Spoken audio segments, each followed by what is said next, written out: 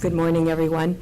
On behalf of my colleagues and co-principal investigators, Selena Luger and Angelina Bani, who are here today in the room, and Dr. Richard Larson, who is the senior investigator, I'm very proud to present the results of the Alliance Eastern Oncology Cooperative Group and Southwest Oncology Group study on outcomes of favorable outcomes for young adults with acute lymphoblastic leukemia. These data really started 14 years ago at this ASH meeting when we presented data showing that young adults ages 16 to 20 who were treated on adult cooperative group studies in the United States fared much worse than the same age group who were treated on pediatric studies.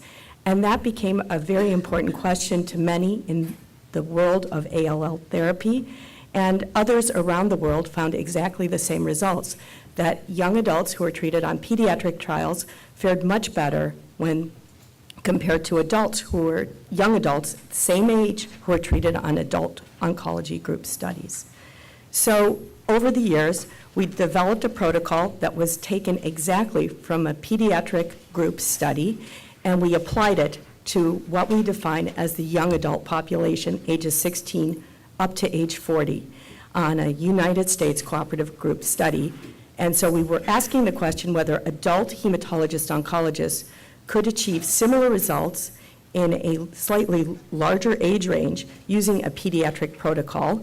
We hope to describe the toxicities and compare these with outcomes of young adults ages 16 to 29 years old who are treated on an identical arm of a pediatric protocol, and to analyze these outcomes by presenting biological features, which I'm presenting today. We also want to analyze patient and physician adherence, since we believe that this is also a very important factor in outcome, and outcomes based on psychosocial characteristics of the patients. Those data are not going to be presented at this meeting. They're still undergoing analysis. So this is the regimen. As I mentioned, it is taken identically from one arm of a pediatric cooperative group study. And it is using a pediatric regimen, which is particularly intense in the use of very standard, very established drugs, including glucocorticoids, vincristine, and pegylated form of asparaginase, very intensive therapy to the central nervous system, and prolonged maintenance therapy. And this was identical to a pediatric trial, but applied to young adults by pediatric hematologist-oncologists.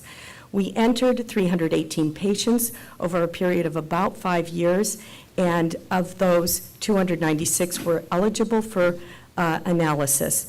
The ethnic distribution is shown on the slide here. Importantly, Hispanic patients have a higher frequency of ALL, and 16% of those enrolled on this study were of Hispanic or Latino origin.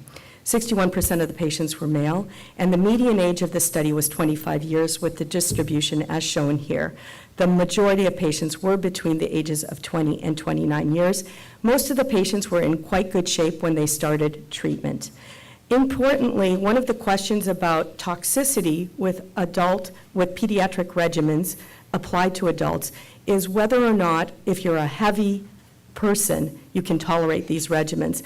And amazingly, possibly sadly in the United States, almost a third of our patients had an elevated body mass index, and 7% were morbidly obese.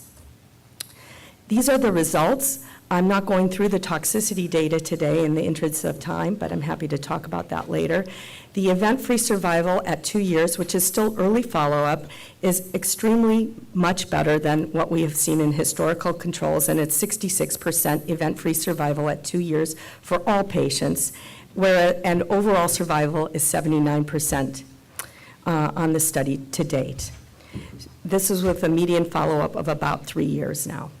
So in conclusion, we noted that the pediatric regimen administered by adult hematologist-oncologists was validated in a large North American intergroup trial. We had on-schedule accrual, low treatment-related mortality. I want to emphasize that our overall mortality was identical to that applied by the pediatricians with the same regimen. The event-free survival of 66% and overall survival of 79% is a significant improvement compared to the 34% event-free survival in the historical controls in our previous cooperative group study, but longer follow-up is needed to validate these results. Our outcomes are very similar to other prospective international studies which applied pediatric regimens to young adult population of acute lymphoblastic leukemia.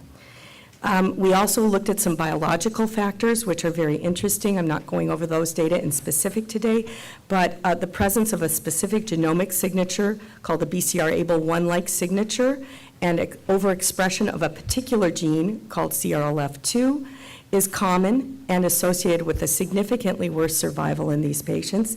And in a multivariable analysis, aberrant expression of this one gene, CRLF2, was associated with both worse event-free and overall survival.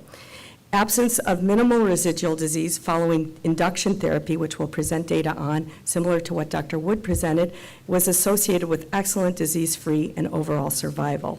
And based on these data, we in the U.S. cooperative groups are going to use this regimen as a foundation for future studies where we hope to add new targeted antibodies and new, or not new, but newly applied kinase inhibitors to eradicate minimal residual disease, which we have shown to be a very important factor, and we hope that that will result in further improvements in survival for this group of patients.